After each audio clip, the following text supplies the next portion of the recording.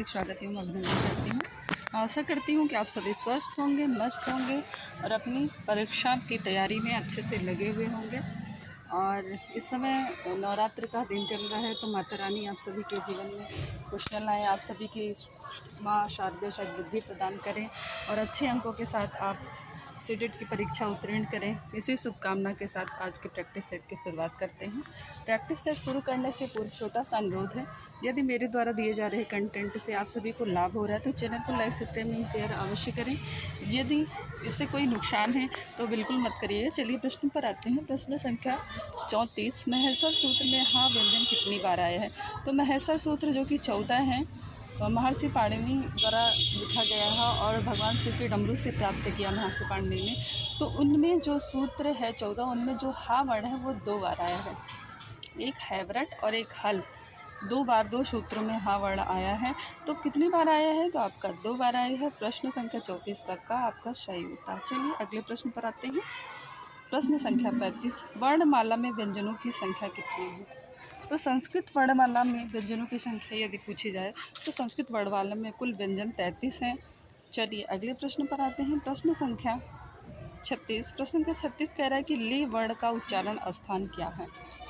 तो देखिए उच्चारण स्थान 8 उच्चारण स्थान बताए गए हैं, जिनमें से लृ वर्ण जो है ऋतु लसा नाम दंता सूत्र से लृ का मतलब होता है लृ और तु का मतलब होता है तावर, यानी ता था दा था ना। इन सभी का उच्चारण स्थान क्या होता है? दंत से, यानी इसका उच्चारण हम दांत की सहायता से करते हैं। एक बार उच्चारित करके अभी देख लीजिए। लृ ता था दा धा ना, सब देखिए जिह्वा में टच हो रही है, जिह्वा दांत में टच हो रहा है, तो इसका उच्चारण स्थान क्या है? दंत है। चलिए अगले प्रश्न पर आते हैं। प्रश्न संख्या 37 और प्रश्न संख्या 37 कह रहा है कि अनुनासिक वर्णों की संख्या कितनी है? तो अनुनासिक वर्ण वे होते हैं जिनको नासिका के द्वारा उच्चारित किया जाता है। किससे? नासिका। नासिका के अलावा मुख के किसी अन्य स्थान से भी उच्चारित होते हैं। और हर वर्ग जो वर्गीय व्यंजन है, 5 वर्गीय व्यंजन है, 5 वर्ग है ना, का ख ग घ च छ ज टा ठ ड ढ ना ता था दा ध ना पा फा बा फा मा, इस प्रकार से 25 वर्ण है।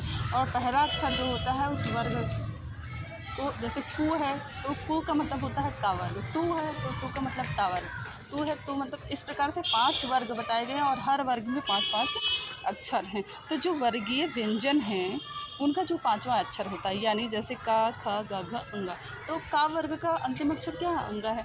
चा वर्ग का अंतिम अक्षर क्या है? चा छ जा झ ञ, टा ठा डा ढा ड़ा, तो टा वर्ग का ड़ा है, ता वर्ग का ना है। तो इस तरीके से जो 5वां अक्षर होता है वो आपका जो है अनुनासिक कहा जाता है। देखिए वो अपने वर्ग के उच्चारण स्थान के साथ साथ नासिका के से भी बोले जाते हैं, इसलिए इनको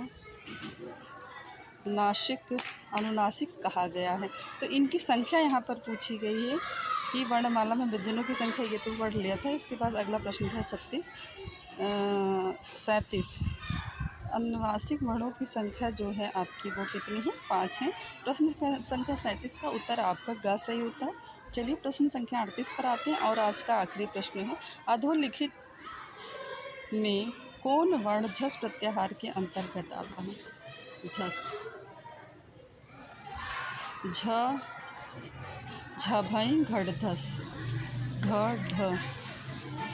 तो आपका जो है देखिए का वर्ग दूसरा है, जा वर्ग तीसरा है और टा वर्ग पहला है, तो ये तीनों नहीं है। झस प्रत्याहार के अंतर्गत लगभग चौथा वर्ण आते हैं, तो ता था दा धा जो है देखिए चौथा वर्ण है और आपका उत्तर क्या सही हो जाएगा? गा।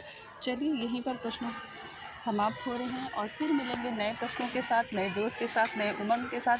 फिर से माता रानी से अनुरोध है कि माता रानी आप सभी को उचित मार्ग प्रशस्त करें, माँ शारदे आपको सद्बुद्धि प्रदान करें। आप उचित मार्ग पर चलते हुए जो भी आपके मन में भटकाव हो उसको माता रानी कम करें और आप अपनी उचित दिशा में बढ़ते हुए अपने लक्ष्य को प्राप्त करिए।